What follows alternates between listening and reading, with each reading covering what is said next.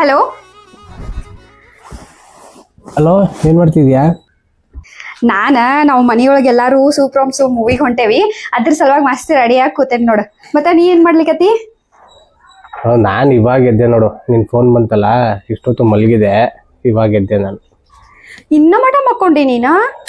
First thing ನಾನು ಮನೇಲಿ ಮಲಗಿದ್ದೀನಿ, ಮಠದಲ್ಲಿ ಮಲಗಿಲ್ಲ. ಒಂದೇ ದಿನ ನಂಗೆ ಸಿಗೋದು, ವೀಕೆಲ್ಲ ಕೆಲಸ ಮಾಡಿರ್ತೀವಿ, ಸಂಡೇ ಸಿಗುತ್ತೆ. ಅದೊತ್ತು ಒಂದೇ ದಿನ ನಾನು 11 ಗಂಟೆ ಮಲಗ್ರೆ ಏನಮ್ಮ ಪ್ರಾಬ್ಲಮ್? ಆತ್ ಬಿಡಪ್ಪ, ಏನ್ ಪ್ರಾಬ್ಲಮ್ ಇಲ್ಲ ನಂಗೇನ. ತಡಿಯ ಒಂದ್ ಸೆಕೆಂಡ್, ಮಮ್ಮಿ ಏನೋ ಕೇಳತ್ತಾರ.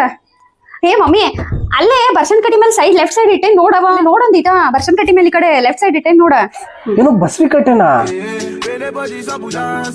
ಅಂದ್ರೆ ನಿಮ್ ಕಡೆ ಎಲ್ಲ ಈಗ ಪ್ರೆಗ್ನೆನ್ಸಿ ಲೇಡೀಸ್ಗೆ ಒಂದು ಕಟ್ಟೆ ತರ ಮಾಡ್ಬಿಟ್ಟು ಅವ್ರಿಗೆಲ್ಲ ಪ್ರವಚನ ಎಲ್ಲ ಕೊಡ್ತಾರ. ವಾವ್, ಸೂಪರ್ಲಿ, ಈ ತರ ಎಲ್ಲ ಬೇರೆ ಮಾಡ್ತೀರಾ ನಿಮ್ ಕಡೆ? ಚಿಂದಿ ಅಲ್ಲ? ಅಯ್ಯೋ ಕತ್ತಿ ಆಯ್ತು ಬಾಳೆ.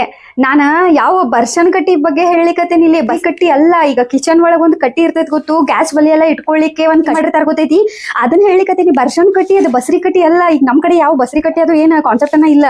ತಗೊಂಡು ಇನ್ನೊಂದ್ 2 ಅಲ್ಲ 3 ತಾಸು ಆರಾಮ್ ನಿದ್ದಿ ಮಾಡು, ನಾವ್ ಆರಾಮ್ ಹೋಗಿ ಪಿಕ್ಚರ್ ನೋಡ್ಕೊಂಡ್ ಬರ್ತೇವೆ. ಬಂದ್ಮೇಲೆ ನಿಂಗೆ ಮತ್ತೆ ಫೋನ್ ಹಚ್ತೇನೆ, ಇಡ್ತೇನೆ ನೋಡ. ಓ ಆಯ್ತಾಯ್ತು, ಹೋಗ್ಬಾ.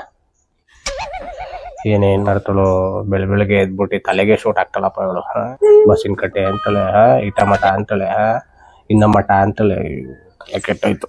ಸಂಡೆ ಮಲ್ಕೊಳ್ಳೋದು ಅಂದ್ರೆ ಸ್ವಿಚ್ ಆಫ್ ಮಾಡ್ಬಿಡ್ತು.